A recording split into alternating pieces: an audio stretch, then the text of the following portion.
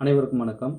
Education சைக்காலஜியில் இதுக்கு முன்னாடி ஒரு 125 வினாக்கள் விடை கொடுத்துட்டேன். இப்போ 126வது வினாவிலேருந்து பார்க்கலாம். Education psychology Tamil eligibility test. இது ரெண்டுக்குமே எதுவுமே கொடுக்காமல் இருக்கீங்க சார் அப்படின்னு சொல்லி கேட்டவங்களுக்குலாம் சும்மா திகட்ட கொடுத்தா எப்படி இருக்கும், அந்த அளவுக்கு முக்கியமானதை பார்த்து ரெகுலராக கொடுத்துட்டு வரோம். பெரிய சப்போர்ட்டாக இருக்கும் நிச்சயமாக. இந்த எஜுகேஷன் சைக்காலஜி எப்படிப்பட்டது அப்படின்னா, மேக்ஸில் 110க்கு 110 கரெக்டாக அடிக்கிற கூட்டம் இருக்காங்க, அடிப்பாங்க. அவங்களே ஒருத்தர் ஓவர்டேக் பண்ணுற இடம் தான் இந்த எஜுகேஷன் சைக்காலஜி, எஜுகேஷன் மெத்தடாலஜி.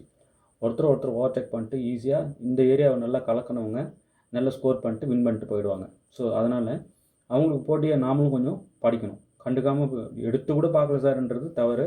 ஒரு வாட்டி நான் கொடுக்குறது மட்டுமாவது ரீட் பண்ணிட்டு போங்க. டெய்லி மார்னிங் 5 நிமிஷம் இந்த எடுத்து மொத்த கொஸ்டின் ரீட் பண்ணிடுங்க. இது பிடிஎஃப் அனுப்பி விட்டுறேன். அதே போல் தான் Tamil eligibility test. Tamil eligibility test pass பண்ணால் தான் உங்களுக்கு மெயின் பேப்பரே திருத்துவாங்க. ஸோ தமிழ் எலிஜிபிலிட்டி டெஸ்ட்டு ஒரு 20% ஸ்கோர் பண்ணிட்டா அவங்க பாஸ் எலிஜிபிள் அப்படின்றாங்க. ஸோ நம்ம கேட்குற கொஸ்டினில், கேட்குற நம்பர் ஆஃப் கொஸ்டினில் ஒரு 20% கரெக்டாக ஸ்கோர் பண்ண ட்ரை பண்ணணும். நம்ம ஓரளவுக்காவது பார்த்துட்டு போனால் தானே சரியாக ஆன்சர் பண்ண முடியும். அதனால் பார்க்காம போகிறது தவறுன்றேன்.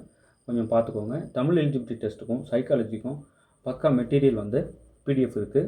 வேணுன்றவங்க 7358591547 இந்த நம்பர் கான்டாக்ட் பண்ணுங்கள். உங்களுக்கு பிடிஎஃப் அனுப்பி வைக்கிறோம். இப்போது எஜுகேஷன் சைக்காலஜி, எஜுகேஷன் மெத்தடாலஜியில் 126வது வினாவிலேருந்து நம்ம இப்போ பார்க்க போகிறோம். 125 வினாக்கள் ஆல்ரெடி டிஸ்கஸ்ட். இப்போ 126வது வினா பாருங்கள். மேல்நிலை கல்வியை வளர்க்கும் நோக்கில் ஆர்எம்எஸ்சியை கொண்டு வரப்பட்ட ஆண்டு. ஆர்எம்எஸ்சியை 2009 கொண்டு வராங்க.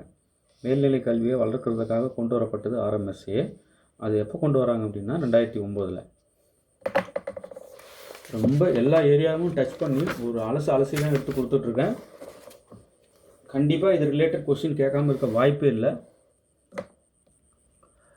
அனைவருக்கும் ஆரம்ப கல்வி வழங்க எஸ்எஸ்ஏ எந்த ஆண்டு தொடங்கப்பட்டது? 2001. ஆர்எம்எஸ்ஏ மேல்நிலை கல்வியை நல்லா கொண்டு வரணும்னு கொண்டு வரப்பட்டது. அது ஆர்எம்எஸ்ஏ 2009. எஸ்எஸ்ஏ 2001. 2001 கொண்டு வரப்பட்டது எஸ்எஸ்ஏ. இது எதுக்குன்னா அனைவருக்கும் ஆரம்ப கல்வியை ஊக்குவிக்க. அடுத்தது குழந்தை தோட்ட கல்வியின் நிறுவனர் புரோபல். கிண்டர் கார்டன் அப்படின்னு சொல்லுவாங்க. இது நிறுவியவர் புரோபல். தமிழில் குழந்தை தோட்ட கல்வி நிறுவியவர் புரோபல். கிண்டர் கார்டன் துவங்கப்பட்ட ஆண்டு 1837. கிண்டர் கார்டன் அப்படின்னாலே இந்த 1837 உங்களுக்கு ஞாபகத்துக்கு வரணும். நாலந்தா, தாஷில்லா போன்ற பல்கலைக்கழகங்கள் தோற்றுவிக்கப்பட்டது பௌத்த காலத்தில்.